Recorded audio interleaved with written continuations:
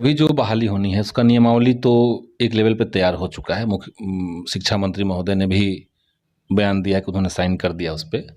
तो वो नियमावली अभी आने वाला है, उसको सरकार जो है वो अपने कैबिनेट में ला करके उसको पारित करेगी। और उसके बाद विज्ञप्ति जब आएगा तब विज्ञप्ति में ये बात होगी कि किस तरीके से और कितना वेटेज किसको देना है, उस लिहाज से किया जाए। तो विज्ञप्ति अभी आना है, शायद इस महीने के आखिर में आए या अगले महीने के शुरुआत में आए। नियमावली के तुरंत बाद विज्ञप्ति आना है। तो इस पे शिक्षा विभाग में मेरी कई बार बात भी हुई। और देखिए जो कंसर्न है और हम सबका कंसर्न है, इस बार में बदलाव जितने तरीके के हो रहे हैं वो सब हम लोगों ने भी पहले विधानसभा के अंदर भी मैंने भाषण में भी कहा था और मुद्दा भी उठाया था कि शिक्षक बहाली में क्वालिटी के ऊपर ध्यान देना होगा, फोकस देना चाहिए। और जो जटिलताएं हैं, नियोजन इकाइयों की जो जटिलताएं हैं उसको कम करना चाहिए। तो ये दोनों चीज़ों को एक साथ साधना है। तो ये सही बात है कि कुछ बच्चों का है जिनका एकेडमिक्स में मार्क्स कमज़ोर हो सकता है, कुछ का ज़्यादा हो सकता है, लेकिन जब आप क्वालिटी की बात करते हैं तो आप पूरा एक कॉम्बिनेशन लेके चलते हैं। पिछले सरकार में ये चीज़ें नहीं थी, उसमें कंप्लीटली सिर्फ एकेडमिक्स था।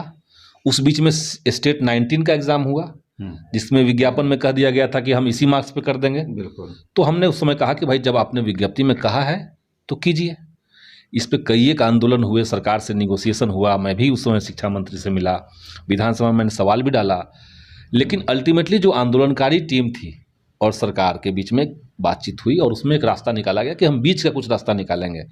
क्योंकि उसमें पूरा जो स्टेट 19 जो परीक्षा थी उसमें पूरी तरीके से गड़बड़ी शिक्षा विभाग ने की थी। वो आंकड़ों से लोगों ने आंकड़ों में उलझ के रह गए थे। तो कितना सीट पे आपने विज्ञप्ति जो लाया उसका पालन नहीं किए, जो रिजल्ट लाया वो आप संख्या कुछ और कह रहे हैं और एक्चुअल संख्या कुछ और था।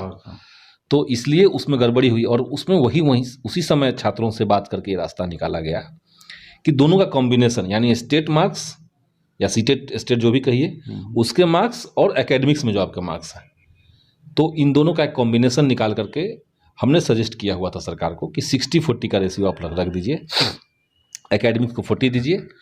तो इस लिहाज से एक बीच का रास्ता निकाला गया ताकि सारे अभ्यर्थियों का भी मांग जो है उसको सुन लिया गया है। कईयों का करना था कि एकेडमिक्स पे सिर्फ होना चाहिए, कुछ का करना था तो जिसको जितना अपना फायदा दिखता है तो वो करते हैं। लेकिन सरकार जब पॉलिसी बनाएगी तो वो तो चीज़ों को समग्रता में देख करके बनाएगी।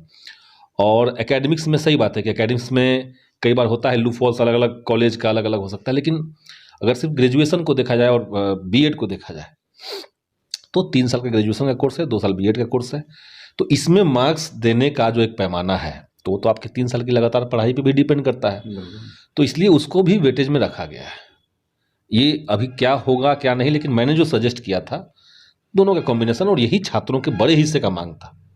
तो अभी जो वो अभ्यर्थी जो एसटीईटी में मेरिट में आए अभ्यर्थी हैं, क्या लगता है कि उनका इसमें हित कितना होगा और जो बाकी स्टूडेंट हैं उन वो इसके लिए कितने तौर से राजी हो पाएंगे जो पूरे? मैं तो कह रहा हूँ स्टेट 19 की जो परीक्षा हुई उसमें मेरिट और नॉन मेरिट का जो डिवीजन हो गया वही गड़बड़ी हो गई। ये तो मतलब ये मार्क्स तो विभाग में उस समय के विभाग में जो लोग थे उनकी जवाबदेही थी इस पे करना, ठीक। लेकिन अभी सरकार जो कर सकती है, चूंकि आपने रिजल्ट दे दिया 80,000 लोगों को, आपने सीट निकाली थी कम 30,000 के आसपास और रिजल्ट दे दिया आपने बहुत ज़्यादा। तो जब रिजल्ट बहुत ज़्यादा है और सबको आपने कह दिया था कि एलिजिबल हैं आप और आपको ज्वाइनिंग मिलेगा ही मिलेगा, तो क्या और हो सकता था। तो अभी के समय में अब जो पुरानी बातें हो गई वो तो हो गई, लेकिन चीज़ों को सॉर्ट आउट करने की तरफ अगर बढ़ा जाए तो हमने यही कहा था कि स्टेट की जो सीटें हैं उसको टोटल ले लिया जाए। बजट अब सरकार का जो बजट कहता है जिसमें जितना ज़्यादा स्कूलों में शिक्षकों की कमी है उन सबको शामिल करके आप 60-40 के रेशियो से सब कर दीजिए तो सबका मैनेज हो सकता है। ये सजेशन मेरा है, लेकिन अब ये तो सरकार को करना है अल्टीमेटली। तो जैसे ही नियमावली फाइनल होता है उसके बाद विज्ञप्ति आती है, विज्ञप्ति में चीज़ें शायद हो। तो अगर विज्ञप्ति में ये सारी चीज़ें होती हैं तब तो ठीक है, और अगर नहीं होती हैं तो फिर एक बार अभ्यर्थी और वो छात्रों के बीच में आक्रोश देखिए होगा। विज्ञप्ति जो लोग तैयार कर रहे हैं, हमारे पास काम तो कई एक हैं, कई एक बहालियों को देखना है। तो जो लोग विज्ञप्ति तैयार कर रहे हैं उनके कंसर्न में ये बात है कि क्वालिटी ठीक होना चाहिए और नियुक्ति की प्रक्रिया जो है वो जटिल ना हो। दोनों कंसर्न उनके पास है, तो उस कंसर्न से ही विज्ञप्ति बनेगी। तो निश्चित तौर से उसमें जो बेहतर होगा वही सामने लाया जाएगा। सजेशंस तो मैंने भी दिए, कई एक लोगों ने दिए होंगे। वो तो बिल्कुल सही बात है। इस पूरी प्रक्रिया में जो एक सेंट्रलाइज इस बार फर्क भी लाया जा रहा है कि जैसे नियोजन पहले जो एक तरह से कहा जाए पंचायत लेवल पे भी होता था, और अब क्या लगता है कि सेंट्रलाइज करने की बात जो हो रही है वो होगी, और इस ये कितना ये सब सही होगा? नियमावली में आ चुका है, नियमावली में ये बात, ये अच्छा रहेगा ना। आप कोई शिक्षक को क्यों बाध्य करेंगे कि उसका कोई सिलेक्शन कोई मुखिया करें या कोई जिला परिषद ये करें? तो ऐसा लगता है कि जैसे कि आप एक मौका दे रहे हैं हाँ, और उसमें कई एक गड़बड़ियां सामने आई हैं, बिल्कुल। कई एक। और जो गड़बड़ी होती है तो केस किसके खिलाफ होता है? शिक्षा विभाग के खिलाफ।